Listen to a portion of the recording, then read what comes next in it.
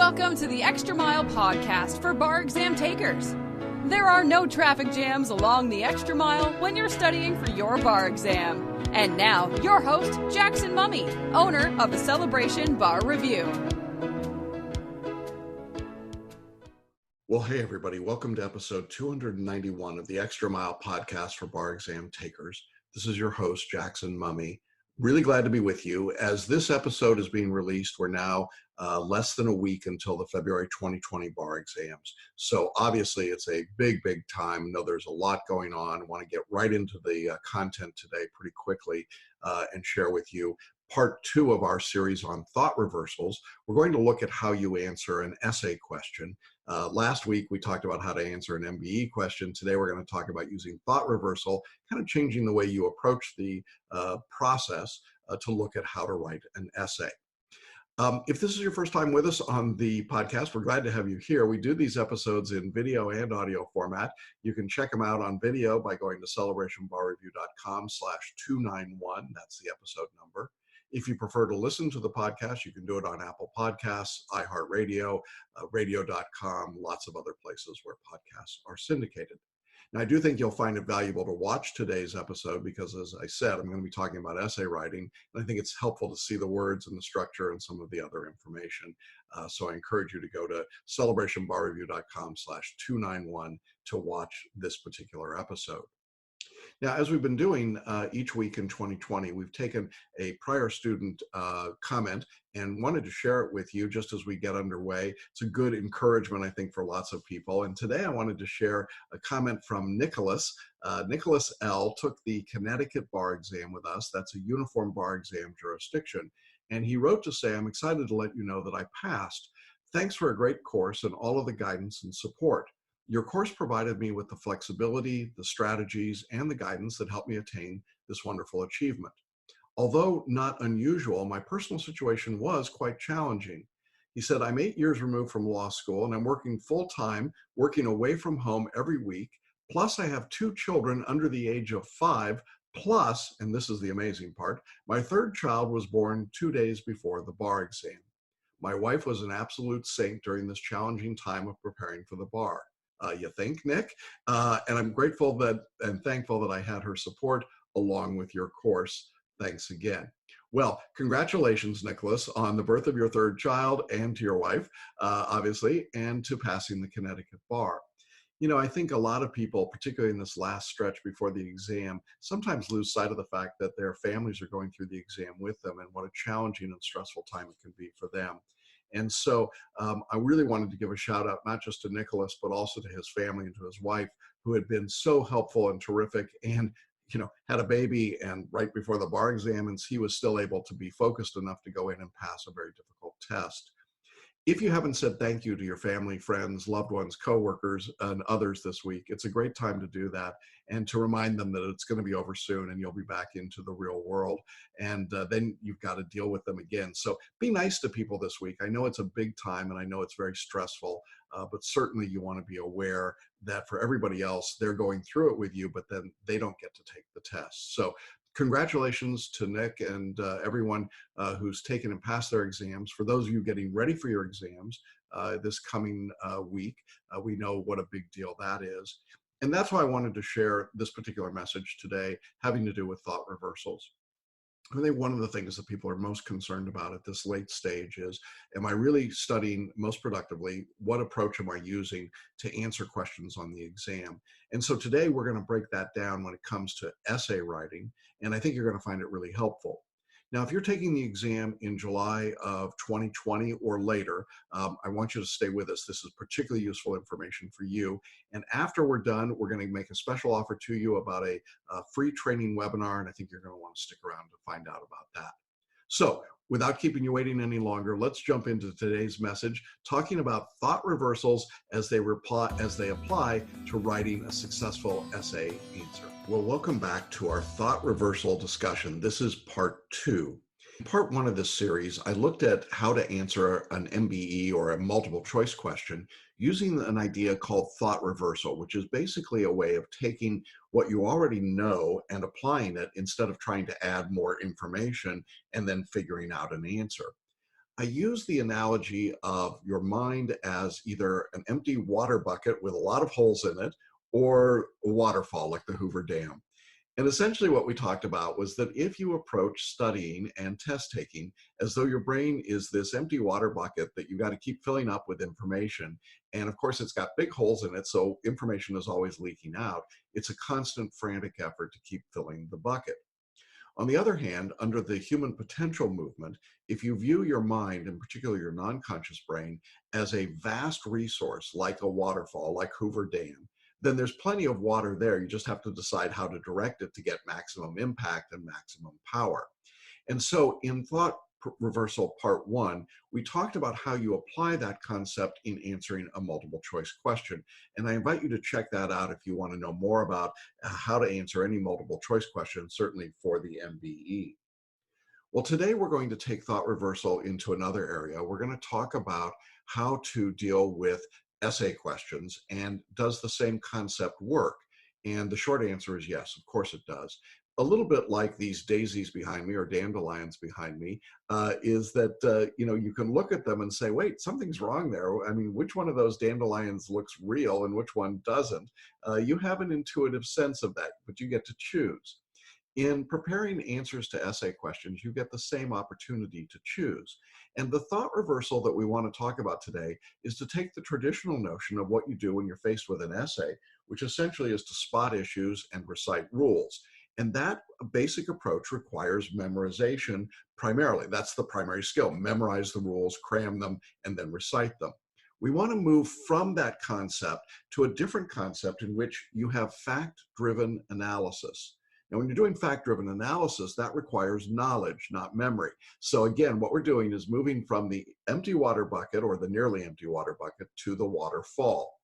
When you apply that approach in writing essays, you're going to find that essay writing is much easier, it's much more natural, more words come to you, it's more fluent, and it has the added benefit of doing what the examiners really want to see in your essay writing.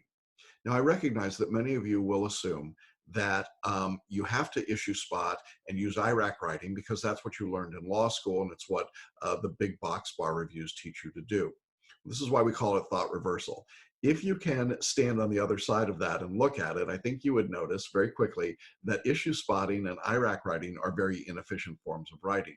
Very few lawyers in actual practice use either one of those approaches. And while they're appropriate for law school, they're really not very effective if you're trying to evaluate whether someone is ready to be a member of the bar. And the bar examiners know this as well. And so they don't reward IRAC and issue spotting the way you would normally think that they might. If you need statistical proof for that, just look at the pass rates. In general, in certainly almost every major jurisdiction, but across the United States, it's now taking people an average of 4 times to get through the bar exam. That's a big change from what it was 30 or 40 years ago. And in fact, in jurisdictions like California, Florida, New York, we have pass rates that are at or below 50% consistently for first-time takers, and even less for repeat bar takers. One reason for that is because too many people keep applying the same approach to their essay writing of issue spotting and rule recitation. Now, if you change that approach, what we've discovered over a couple of decades is that you get much better results for people, particularly repeat bar takers, because now what you're doing is really demonstrating the skill that the examiners want to see on an essay and not the ability to memorize and recite. Now, having said that and having invited you into that thought reversal process for just a few minutes, what I want to do is actually take an actual bar exam question. It comes from the Uniform Bar Exam, so it's a licensed question to us. And I want to break it down and show you what happens under both of these forms of the approach. In other words, we're going to look at our approach of fact-driven analysis, and then we're also going to look at the traditional IRAC approach and show you how you would approach these questions in those two ways and why they're different and why one, I think, is significantly better than the other. Now, if you're just listening to this discussion, I will read the question out loud to you, but I strongly suggest that you watch the video so that you can see the words for yourself and see what we're doing with them and how we put them together. I'm not going to be writing out an essay for you in either IRAC or in our writing style. That's not my goal today. What I want to do is focus primarily on one aspect of the writing, which is the law and argumentation piece. And the reason for that is that that's where most of this thought reversal has to happen.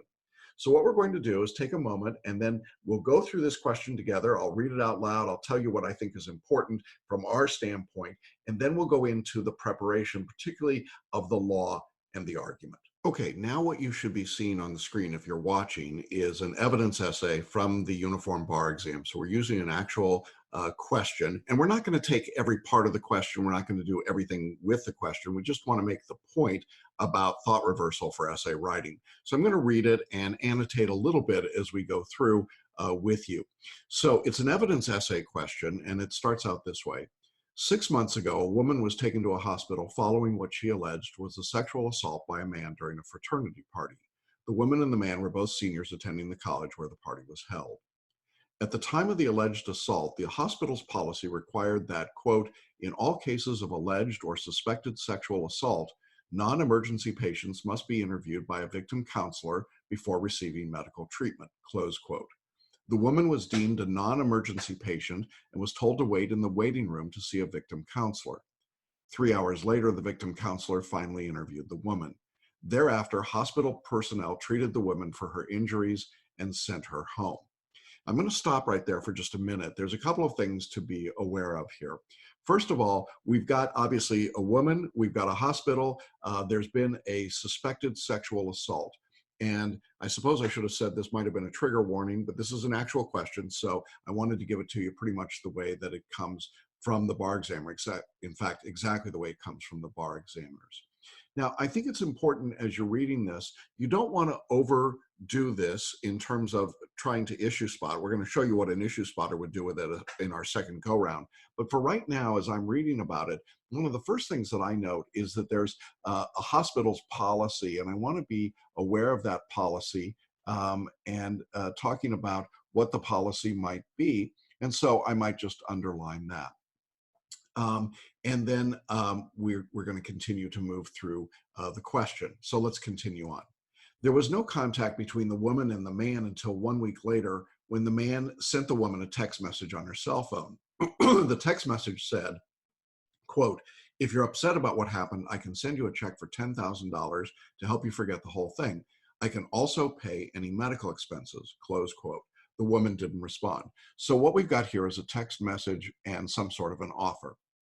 Then 4 months after the alleged assault, the woman contacted a lawyer and she filed a civil action, that's going to be important to us, against the man and the hospital. She sought damages from the man for physical injuries. According to the woman, these injuries were especially traumatic because of her belief in sexual abstinence before marriage and her lack of prior sexual experience. She sought damages from the hospital for exacerbating her injuries by negligently delaying her medical treatment. All right, so we've got the framework now. It's a civil case. There's going to be a case against the man and against the hospital. So those are our two defendants. All right, next paragraph says, the man filed an answer admitting that he had had sexual relations with the woman, but asserting that they were consensual. In its answer, the hospital denied that its conduct had exacerbated the woman's injuries. So now we've got our two replies. Immediately after filing its answer, the hospital contacted the woman and it offered to settle the claim for $5,000. The woman refused the hospital's offer, so we have an offer to settle. Next paragraph. 5 weeks after the woman filed her suit, the hospital changed its policy on dealing with sexual assault victims to provide that, quote, in all cases of alleged or suspected sexual assault, immediate medical care will be provided to emergency and non-emergency patients, close quote. So now we've got a change in the policy post the lawsuit. All right, next paragraph says the woman's suit against the man in the hospital is now set for trial, and the following properly filed motions are before the court.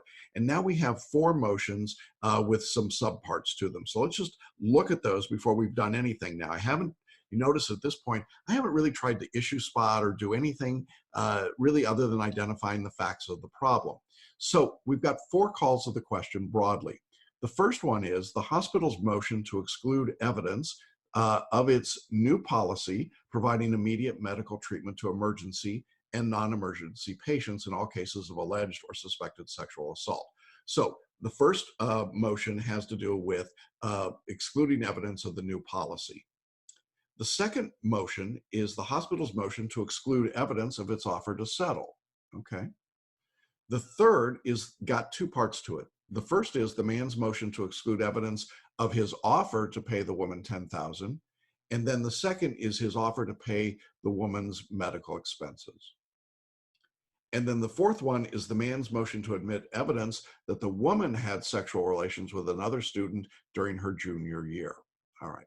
So now, those are the four questions. So really with that subpart in section 3, we've got 5 questions. All right, with that question in front of us, now I want to do the process of thought reversal, if you will, to talk about what's important and how we want to analyze this rather than just simply stab at it as an issue spotting memory recitation exercise. So having read the question, now what I want to do is try to briefly compare for you the way that an issue spotter, a traditional bar taker, would answer a question, and the way that a thought reversal student using this different approach that we've been talking about, an intuitive student, might approach the same parts of it. And as I said, I'm not going to try and go through the entire question and write it all out. I just want to give you the core of the arguments and try and make the distinction. You recall that in the first part of the question, we've got a motion to exclude evidence of a subsequent remedial measure. Now, I first want to show you what happens in the approach that we encourage, in which we are doing a fact-driven analysis. I'm just going to call that an FDA. It's not a governmental agency, but you get the idea. This is a knowledge-based approach. In doing that, the first thing that we want to do in this very first section here under the motion is that we want to make the arguments that each party would make.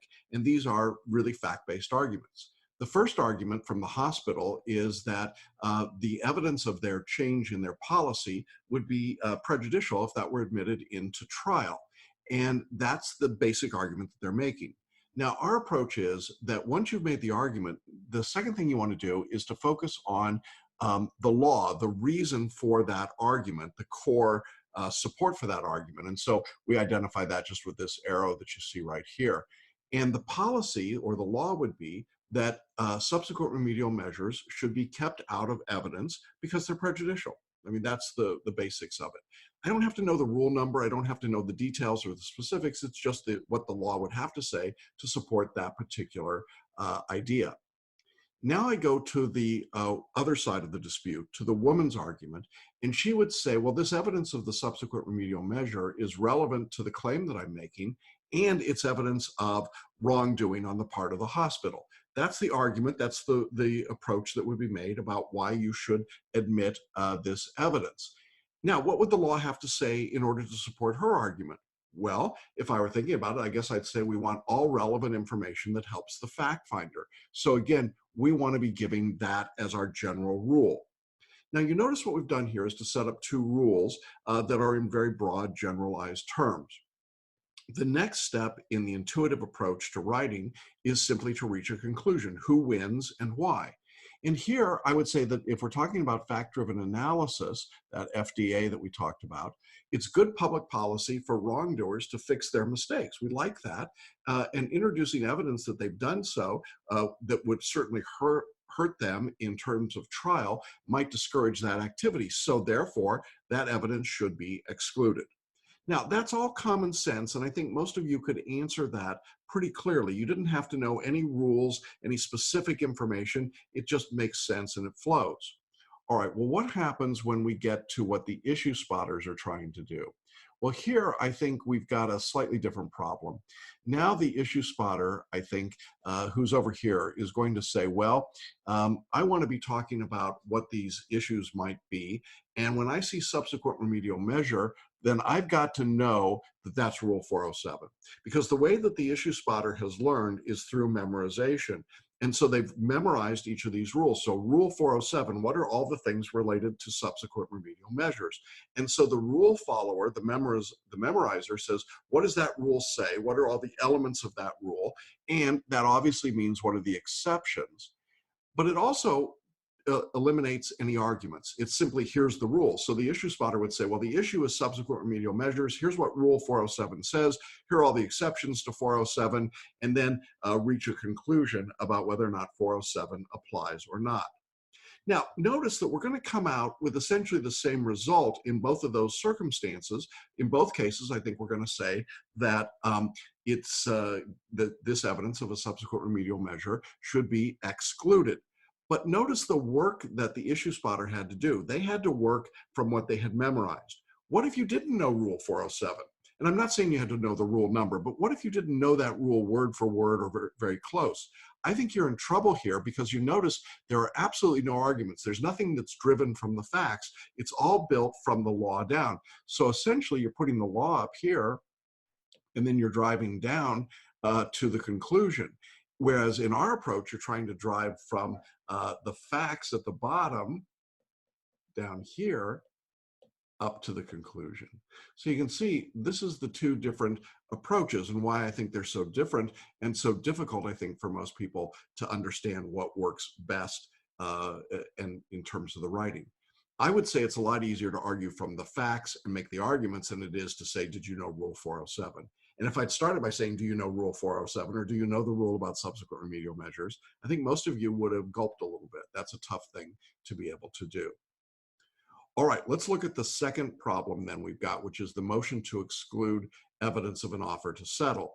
Now, here's an interesting thing that happens. When we consider this from the idea of a fact-driven approach, we notice that really the arguments are very, very similar to the arguments that we made up above. The hospital would argue it's prejudicial to the fact finder, and the woman would argue that the evidence is relevant to the claim and evidence of wrongdoing. Same arguments that we had before. The difference was before we were talking about a subsequent remedial measure, right, up here, but now we're talking about an offer to settle. Now, because of that, the rule or the law that we want is going to also look pretty similar. The hospital's argument is, look, the law would say we want to not introduce offers to settle because that would be bad public policy. And the woman would argue, well, we want all the relevant information that helps the fact finder. When we get to the fact-driven analysis, well, we want parties to settle, and introducing evidence that would discourage that activity should not be done. Pretty straightforward application and pretty easy to write because you've already put together the structure in the first section. Now, here's the point I really want to make. If you're an issue spotter, you don't get to take advantage of any of that. Because if you're an issue spotter, what you're doing is you're saying, oh, offers to settle, that's Rule 408, and that's a different rule, and I got to now know a completely different rule. So I knew Rule 407 up here, but now I also have to know Rule 408, and that is a different set of information, and I've got to start all over again with the exceptions and all of the details of the rule. Now, in my mind, that's a lot more difficult to know those two rules than to simply go, the logic of the argument already exists. And again, if you're going from the law and driving down, if you don't know the law, you're in trouble. So what's Rule 408 say? So now I've got to know the offers to settle rule, and I've got to know if that's different than the decision up here on subsequent remedial measures. So my point is that while you'll end up in the same place, you got to do a lot more work if you are working through a recitation of rules and a spotting of issues. And I haven't even gotten to the point of talking about whether or not there are other issues you might have discussed in these two first questions, like, is there a different set of rules for hospitals because they're nonprofit or because they have a higher standard of care? Or, is there some difference with respect to the amount of the settlement offer or the claim or the distinctness of the remedy? We didn't go into any of those things, but I have seen answers from issue spotters that try to move into those areas. So I think it's just much more difficult to write in that way. All right, we'll move on quickly. Motion 3 was the motion to exclude the evidence of the man's offer to pay $10,000 to women. Remember, he does this in a text that he sends. And so the man's argument is that the settlement offer should be excluded. Why? Well, I think he would say in terms of the law, offers to settle are inadmissible. Remember, we've already done that analysis up here, didn't we, when we talked about the offer to settle in Section 2. So we don't have to rethink that. We don't have to come up with a brand new rule. Now, the woman's argument is, well, no, this offer was relevant and it was made prior to her ever filing the suit. So it's really not an offer to settle at all. So factually, it's not an offer to settle. I want you to get that distinction because it's factually not an offer to settle since there was no lawsuit. A lot of issue spotters miss this entirely. They just see offer to settle and they jump all over it. So the offer to settle before a lawsuit would be admissible. That would be the law that would have to be in effect in order for her claim to prevail. Now, it may be that you don't know if that's true or not, but that is what the law would have to say if she's going to be successful. When we get to the conclusion, the fact-based, fact-driven analysis, what we would say is there's no dispute at the time that he made the offer, so that offer, there's no reason for that offer to be excluded, and that's going to be the correct answer. All right, but now let's look at what happens if you are trying to recite rules. At this point, what you have to know is that Rule 408 comes in, right? We still had the offer to settle, but now we have to know, we said we needed to know the exceptions before. Well, now we have to know it for sure. If it's prior to a lawsuit, then the disputed claim is going to be applied. So because the offer was made before a lawsuit, the claim comes in. We end up in the same spot, but again, you had to get there if you were a memorizer by knowing that exception. If you weren't a memorizer, you could get there because common sense and logic tells you that he can't make an offer to settle before she's filed a lawsuit. Maybe she's not going to do anything at all. He doesn't know that. And so it makes a lot more sense to exclude the evidence based on that first line of analysis, and it's got arguments in it, than it is to sit there and say, what's 408 say, and what are all the relevant exceptions? I hope this is beginning to make sense to you, that if you've been working from an issue spotting rule memorization standpoint, you're actually doing a lot more work than someone's just letting the facts lead them into the answer itself. All right, section 4, which is really 3B if you want, was the man's offer to pay medical expenses. Now, again, if we're doing it in the intuitive method, the man's argument is that a settlement offer should be excluded. I mean, he's making an offer to pay medical expenses, that's a settlement offer, and therefore the rule would be that offers to pay medical expenses are inadmissible. What's the woman's argument? Well, she'd say, well, it's relevant, and again, it was made prior to her filing any lawsuit, and so the law for her would have to say that an offer to make a payment before a lawsuit would be admissible as evidence of wrongdoing. All right, now, what do we do with that? Well, a fact-driven analysis would tell us that an offer to pay medical expenses seems like something other than an offer to settle, and that this situation, when we've got an offer to pay expenses, it seems like that's we don't need to have a lawsuit in place, and therefore, whether it's been filed or not, I think it's going to be inadmissible because that seems like it's prejudicial, right? So in this situation, when he said, I'm going to give you $10,000, maybe he's giving her $10,000 because he really likes her, but the offer to pay medical expenses looks like it's prejudicial, and there's no requirement of a lawsuit having been filed. Now notice what happens here if you are a rule memorizer issue spotter. At this point, you got to be looking over to Rule 409. And you might be saying, Rule 409, what the heck is that? Well, Rule 409 is the one that would probably apply here because it doesn't have the same requirement as 408 that an offer be made after a disputed claim arises. So 409 is our rule that says we exclude evidence of offering to pay medical expenses. So that's medical expenses rule. And now I've got to know that rule, and then I got to know that it doesn't apply because I've got to know the exceptions. That's a lot of work, folks. I mean, look what you've had to do so far. You've had to figure out Rule 407, 408, and now 409, all flowing through, and then figuring out which applies and doesn't apply and what the exceptions are.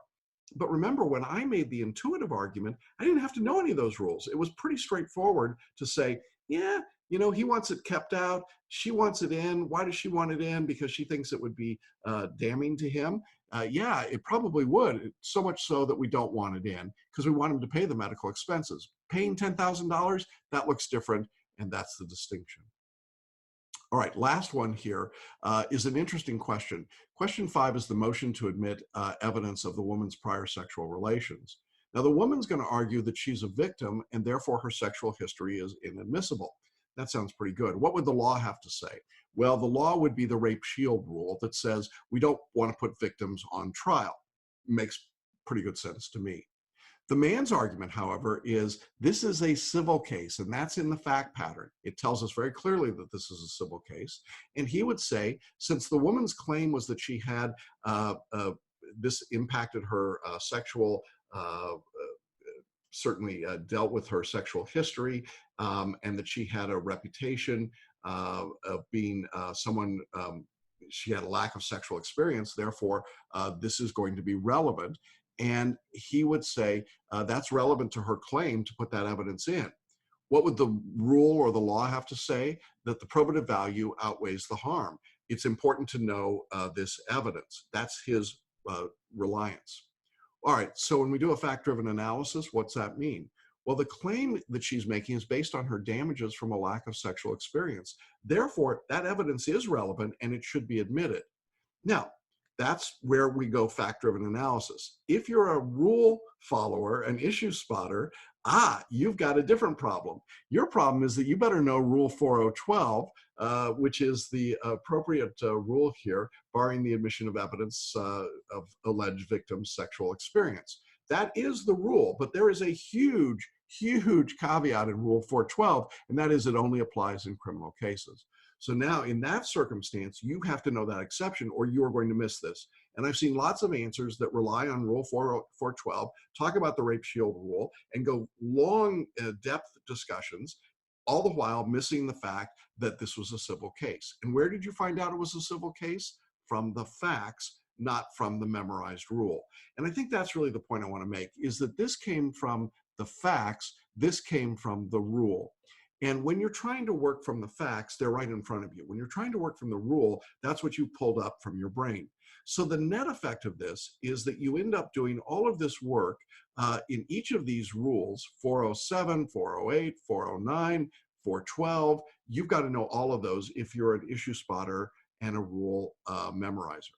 If, on the other hand, you're just using your knowledge, if you're using that waterfall in your brain, then your fact-driven analysis comes from the facts that come from the fact pattern itself. They help drive it and create the arguments and then allow you to write the arguments there. Where does that leave us when it comes to writing essays?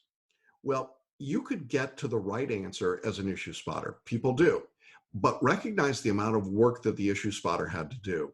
If they stayed focused just on these disputes, and remembering that most issue spotters tend to stray and create sort of marginal straw man arguments as well, but even if our issue spotting example stayed just on these particular problems that I've identified, I think it's far more work to have memorized Rule 407, 408, 409, and 412, plus all the exceptions. I didn't have to memorize any of those to answer the question intuitively. And so it goes back to our original description of the empty bucket versus the waterfall. If you're an issue spotter, you better fill up your bucket with all those rules, having memorized and remembered them. And you better hope that there are no big holes in your bucket so that all that information drops out as soon as you put it in. On the other hand, if you're using the human potential view of a waterfall, you already know the information. And once you, in effect, activate it through the fact pattern, through the information that you're being given in the details and the facts, you now have the ability to apply that in a much more systemic and straightforward way. You end up with the same conclusion in each one of those 5 items. We reach the same result, but the way that we get there as an issue spotter is so different than the way we get there when we're doing fact-driven analysis. So I think the takeaway for anyone that's considering this idea of thought reversal is that instead of forcing yourself to do all this extra work and then hoping that your bucket doesn't have too many holes or they're not too big or you can keep pouring more water in faster than it can leak out, instead of that, try taking what you already know and applying it to the problem in front of you to create this argument-driven, fact-based analysis. When you do that, your writing gets much better. Now, in our course, we show you how to do that in a very straightforward way, step-by-step, actual paragraphing, structure, and so on. Today, all I wanted to do was to explore the concept to help give you an idea of comparing the two areas one against the other. I hope this is helpful to you. Look forward to sharing with you some other thought reversal ideas in the near future, and wish you well as you write your essays. Well, I hope that information was helpful for you today, and encourage you really as you get into your essay writing to use your intuitive faculties to let that fact-driven analysis drive and guide you rather than trying to work from memorization and issue spotting and rule recitation. Now, I promised you right before we jumped into today's message that we had a special offer for those of you who are taking the exam in July of 2020 or later. We're offering a free 90-minute training program called Do Something Different, Make the Next Bar Exam Your Last Bar Exam. This is a look at the 4 steps that successful bar takers follow in order to pass their exams. You'll hear from repeat bar takers who saw increases of 10, 20, 30, 40 points and more on their bar exams by doing the things that we're describing. This training webinar is completely free, and best of all, I think, is that you can schedule it for the day and time that's most convenient for you. So it's an on-demand presentation. Now, you do need to register, and you can do that by going to the show notes on the video page here or the audio page, or by going to celebrationbarreview.com/webinar, and you can register there. Then you select the date and time that you want to watch, jump in, and if you've got any questions during the webinar, you'll be provided a way to send those to us directly, and we'll be glad to respond. I think you'll find this information is life-changing. I think it can show you a very clear way to get through the study process and to pass your bar exam, to take advantage of some of the thought reversals we've been talking about. And it's completely free, and we really encourage you to join us for Do Something Different, Make the Next Bar Exam Your Last Bar Exam. All right, well, that's it for this episode of The Extra Mile. When we come to you next week, a bunch of you are going to actually be in taking your test. So we wish you all safe travels to your test site. We wish for great studies this week and a great 2 or 3 days of testing, whatever it might be for you. Do a great job. We know you will. We've been excited to have you with us for these episodes. We'll come back afterwards talking about what we heard from the exam sites, and then starting to point towards the July exams and results, obviously, as they come out after the February exams. So best wishes to everybody. Have a great week and have a great exam for those of you taking the test next week. Bye-bye for now. Thanks for listening to the Extra Mile podcast for bar exam takers at www.celebrationbarreview.com.